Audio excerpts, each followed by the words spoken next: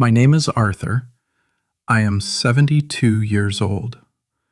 I live alone in a quiet, dusty house near the edge of town. My beautiful wife, Martha, passed away 10 years ago.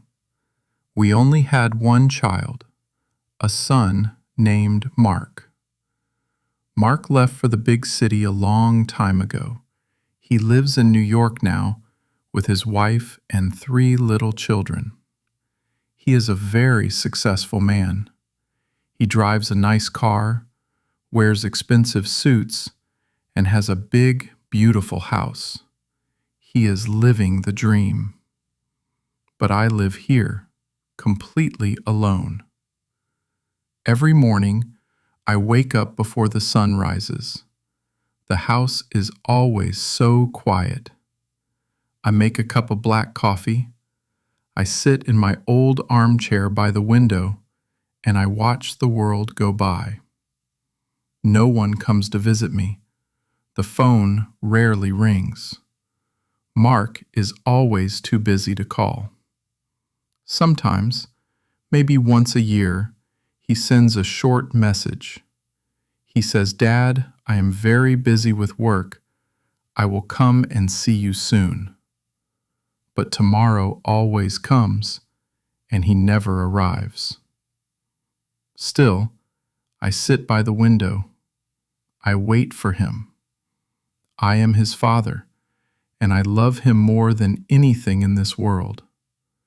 I keep his childhood photographs on my fireplace. Every evening, I clean the dust off the frames. I look at his smiling face, and I remember the good old days. Then, one cold afternoon in November, I heard a sound. Someone was knocking heavily on my front door. I slowly walked to the door and opened it. I could not believe my eyes. It was Mark. My whole body trembled. I looked at him and said, "Mark, is it really you?" He gave me a big smile. He looked older, but he was still my little boy. I pulled him into a tight hug. Hot tears rolled down my wrinkled cheeks. I was so happy. I brought him inside. I made fresh tea and baked some cookies. We sat by the warm fire. I asked him, "How is Mary? How are my beautiful grandchildren? Are they growing up fast?" He drank his tea and said, "They are doing great, Dad. They miss you very much." Then I asked the question that was hiding in my heart. "Why did you come, Mark? You are a busy man." He looked down at his hands. Then he looked into my eyes. He said, "Dad, I missed you. You are getting old, and you live in this big, empty house all by yourself. I worry about you every single day. I want to take you to New York with me." I was completely silent. I did not know what to say. He held my hand and continued, "Dad, it is not safe for you here. What if you fall? What if you get sick? Come live with us. You will have a warm room. You can play with your grandchildren every day. Mary wants you to come too. We will take care of you." I looked around my old living room. I spoke very slowly. "But Mark, this is my home. I built this house with my own hands. Your mother and I shared our whole life here. Her memory is in every wall. I cannot just leave." Mark's face became very serious. He squeezed my hand tighter. "Dad, this house is falling apart. It is too big for you to clean. In New York, you will have a better life. You won't be lonely anymore. Trust me." That night, I could not sleep. I lay in my bed and stared at the ceiling. What should I do? I thought. I was terrified of leaving my home, but Mark was my only family. The thought of hearing children laughing in the morning was too wonderful to ignore. The next morning, at the breakfast table, Mark looked at me. "Dad, we should sell this house. You do not need it anymore. You will live with my family now. We can use the money from the house to build a beautiful guest room just for you in our garden." I looked deep into his eyes. He looked so sincere. I thought, he really loves me. He wants to take care of his old father. So, with a heavy heart, I said yes. Everything happened so fast after that. We sold the house. It broke my heart to see strangers taking my furniture. Mark handled all the bank papers. He took all the money from the sale. He said he needed to put it in a safe account for our new life. I packed one small brown suitcase with my clothes and Martha's pictures. We took a taxi to the big, noisy airport. I was feeling very sad to leave my town, but my heart was also full of hope. I was finally going to be with my family. The airport was crowded. People were rushing everywhere. My legs were hurting. Mark stopped near the big glass doors. He said, "Dad, wait right here. The boarding gate is very far away. Your legs are tired. I am going to find a wheelchair for you. I will be back in 10 minutes. I smiled at him. "Okay, son, I will wait right here." I sat down on a cold metal bench. I held my small brown suitcase on my lap. 10 minutes passed. I watched the crowd, looking for Mark's tall figure. He did not come back. I thought, maybe the airport is too busy. He is waiting in a long line. 30 minutes passed. My back started to ache. I kept my eyes on the door. Still, no Mark. 1 hour passed. A cold feeling started to creep into my stomach. I felt a little scared. I told myself, "Calm down, Arthur. He is your son. He would never leave you. He is just delayed." 2 hours passed. People came and went. The sun began to set outside the big windows. I was still sitting there. I looked closely at every man who walked by, but none of them was my son. My hands began to shake. My heart was beating so fast it hurt my chest. Suddenly, a young police officer stopped in front of me.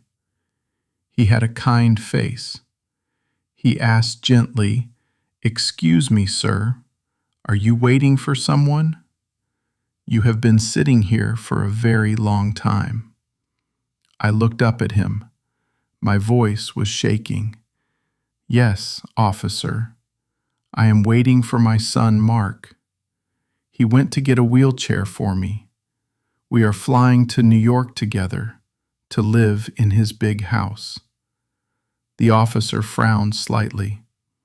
"Do you have his ticket information, sir? Or a photo?"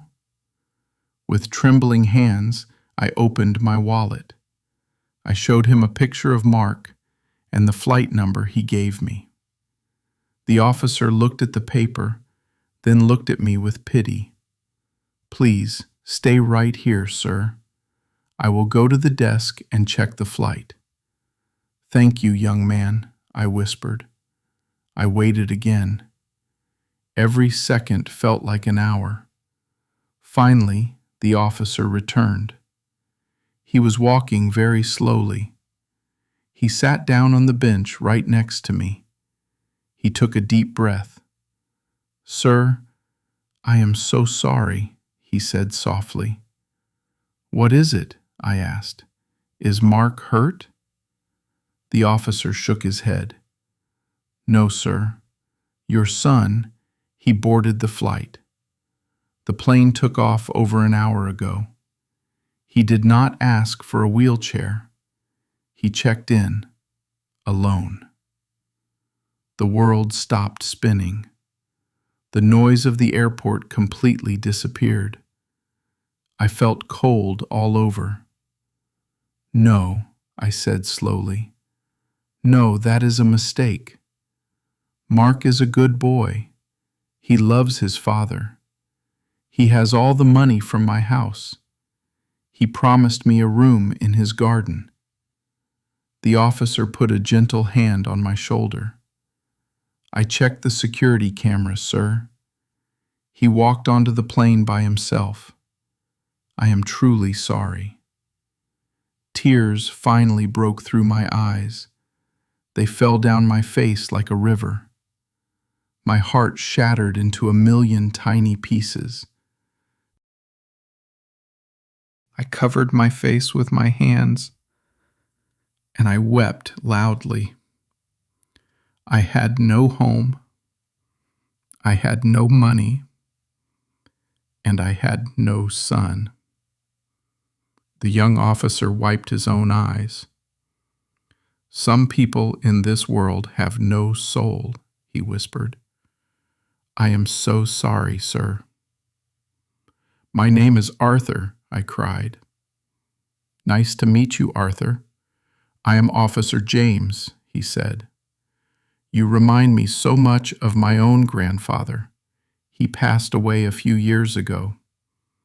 Please, Arthur, you cannot stay here. The nights are cold. Come home with me tonight. My wife, Emily, is an angel. We have a warm guest room. She will make you a hot meal." I shook my head. "No, James. I am a broken old man. I do not want to be a burden to your family." James smiled warmly.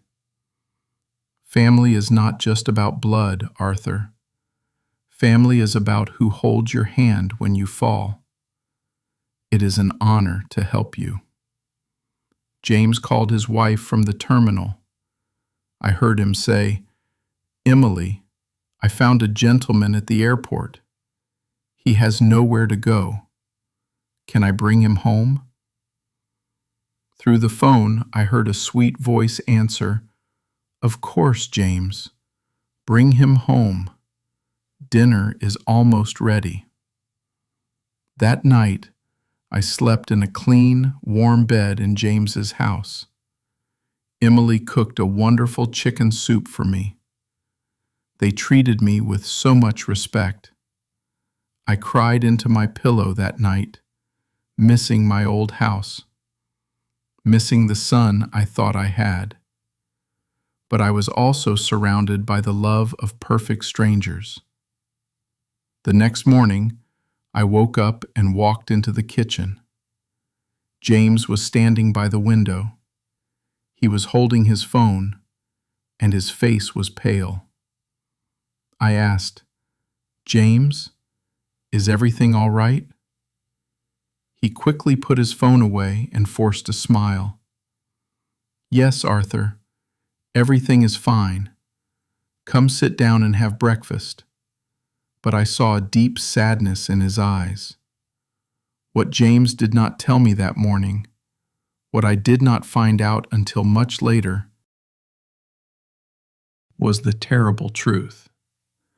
The airplane that Mark had boarded, the flight to New York, had encountered a terrible storm. The plane had crashed in the mountains. There were no survivors. Mark was gone forever. James kept the news from me because he knew my heart was already broken. He wanted to protect me. Even after everything Mark did to me, when I finally learned the truth, I wept for him. I prayed for his soul every night. I prayed for his wife and his children, who were now left without a father. I hoped that no parent would ever feel the terrible pain that I felt on that cold airport bench. Months turned into years. I never left James and Emily's house. They adopted me into their family. James took me to my doctor appointments. Emily baked cookies with me. When they had their first baby boy, they asked me to be his grandfather. Their house became my home. They gave me the love and respect I always dreamed of. One evening, we were sitting in the garden. James looked at me and asked, "Arthur, do you ever miss your old house?" I looked at the beautiful stars in the sky. Then I looked at my new family. I smiled and said, "I lost a house made of wood and stone, but I found a true home built on love." Mark broke my heart, but life gave me the son I truly deserved. I am a grateful, happy old man. What would you do if you were in Arthur's situation? Have you ever trusted someone who broke your heart? Please, tell me your story in the comments below. I read every single one. If this story touched your heart, please hit the like button, share it with your friends, and subscribe to our channel for more English listening practice. Thank you for watching, and see you in the next story.